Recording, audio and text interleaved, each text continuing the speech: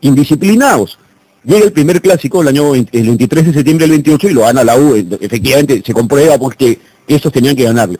Pero en los clásicos siguientes, Alianza gana casi todos los partidos. Los que no gana los empata la U, ¿de acuerdo? Entonces la U no le puede ganar a la Alianza. Y los de Alianza están jugando contra la U por mera diversión. O sea, Alianza se divierte. A una hora, Alianza se divierte jugando fútbol. Pero los de la U quieren ganar. Los de la U quieren ganar. Y como no pueden ganarle, hacen hacer el clásico. O sea, hay que ganarles. Y como aún no pueden ganarle, dicen, tenemos que contratar jugadores del barrio, jugadores de la calle, jugadores de afuera. Se salen de la universidad para eso y llega el jugador símbolo de un jugador callejero de la U, que es Lolo Fernández. Así es. Con la llegada de Lolo Fernández son las 2:16 de la tarde, vamos a la primera tanda comercial y seguimos con Jaime Pulgar Vidal.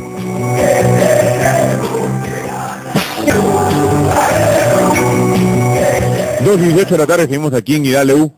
Estamos con la llegada de Lolo Fernández y después te voy a trasladar la inquietud de un oyente hecho por interno. Me decías que Lolo Fernández, digamos, es el primer jugador barrial que llega a Universitario. Claro, era un obrero. A los trabajadores de Hacienda de esa época se les decía obreros, a diferencia de ahora. Acá yo quiero aclarar aquí un punto que a mí me parece fundamental. Se habla siempre de discriminación, se habla siempre del enfrentamiento entre el equipo de blancos y el equipo de negros, o sea, la U y Alianza. Habría que hacer notar que el año 28 había un equipo conformado por afroperuanos, adicionalmente a la Alianza, que era el Sport Progreso, que era el equipo de la Fábrica del Progreso. Pero el equipo de la Fábrica del Progreso estaba conformado por obreros. En cambio, Alianza Lima mayoritariamente eran albañiles y eran choferes, o sea, eran trabajadores independientes, sin ningún control de un patrón, ¿de acuerdo? No hay un patrón que los mire.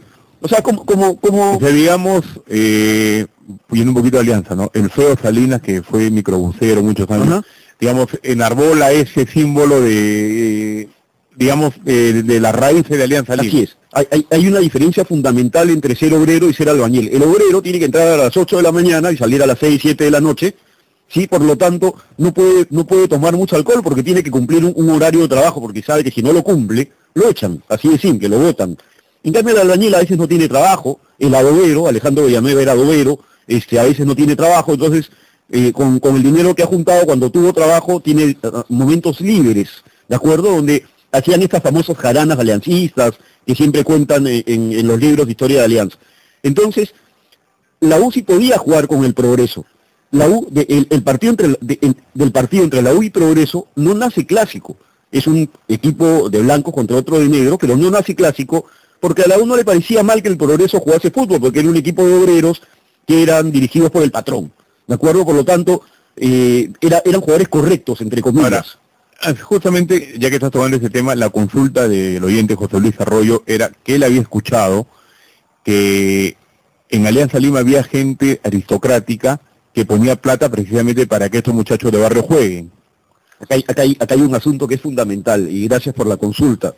¿Por qué Alianza Lima, siendo un equipo barrial, se metió al fútbol de primera división peruano? Es el único equipo barrial que juega el año 12 en la primera división del Perú, cuando empieza a jugarse los campeonatos de la Liga Peruana. ¿Cómo se metió Alianza si en realidad no era aceptado por nadie? Lo que pasa es que en el Perú hay una figura política muy común y que aún existe, a veces a todo nivel, que es la existencia del padrino. O sea, cuando gente que no puede ser incluida en un hecho formal, como por ejemplo un campeonato de fútbol formal, no puede ser incluida porque, no, ¿sabes qué? Ustedes son del barrio. No eran afroperuanos el año 12, pero sí eran barriales, eran de Cotabambas. Habían italianos, pero los italianos del año 12 también eran pobladores del callejón algunos, ¿de acuerdo? O sea, también no era que fueran italianos blancos bien vistos, no, eran italianos del Girón Cotabambas, del callejón y probablemente mal vistos también. O sea, era un equipo barrial, no era un equipo de afroperuanos. Entonces, ¿cómo es que se incluyen? Buscan a un padrino, ¿de acuerdo? Y entonces el padrino les dice, ok, yo los apadrino, ustedes a su vez me van a dar algo a mí, y yo les voy a dar algo a ustedes. Es la figura del padrino.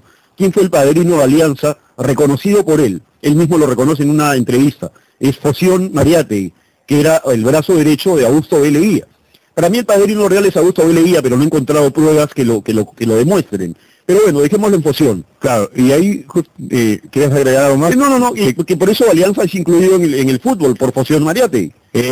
Hace años, en uno de los aniversarios de la U, conversé con algunas figuras, digamos, antiguas de universitario, ¿no? Entre ellos Luis de Sousa Ferreira, alguna vez conversé con el ingeniero Quiroz también.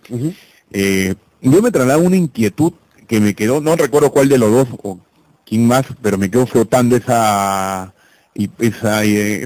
frase, ¿no? Esa afirmación, en que el primer clásico, y ya en eso tiene una connotación un poco política, porque eran los universitarios que en ese momento estaban con una dictadura como la de Augusto Bernardino Leguía, que ya andaba por su 8º año. Ya me imagino el desgaste que debería tener.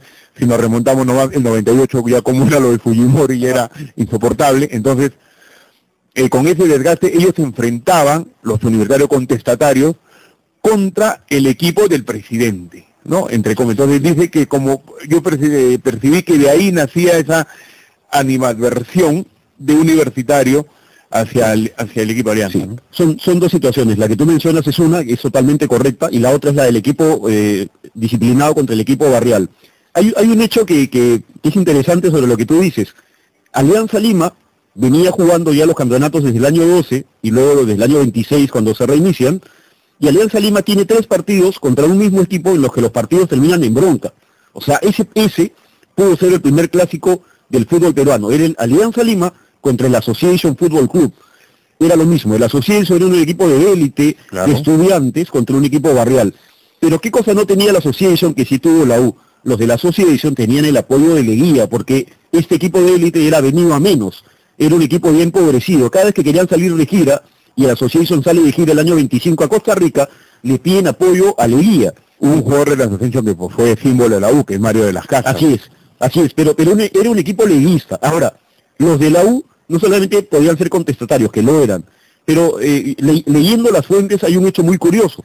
La Federación de los Estudiantes del Perú del año 24 estaba en manos de Aya de la Torre, de Seoane, Manuel Seoane, que posteriormente van a fundar el Partido Aprista, eso pasa después, pero el gobierno de Leguía los deporta a ellos. Así es. Y la Federación de los Estudiantes del Perú queda en manos ¿de quién?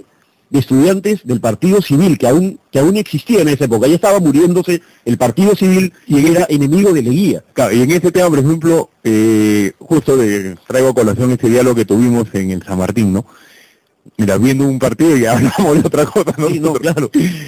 Porque siempre se ha dicho que Universitario está emparentado con el APRA en sus inicios. Ajá. Pero tú ahorita me estás diciendo que es con el Partido Civilista. Sí, así es. Además, hay una cosa curiosa, es decir, la idea del civilismo, la idea de la aristocracia, era fundar como fraternidades, como grupos cerrados, donde la gente se reuniera para departir y para que los futuros gobernantes, y eso lo dice Luis Miro Quesada, que era un sanmarquino también vinculado al fútbol, para que los futuros gobernantes del Perú tuvieran vínculos.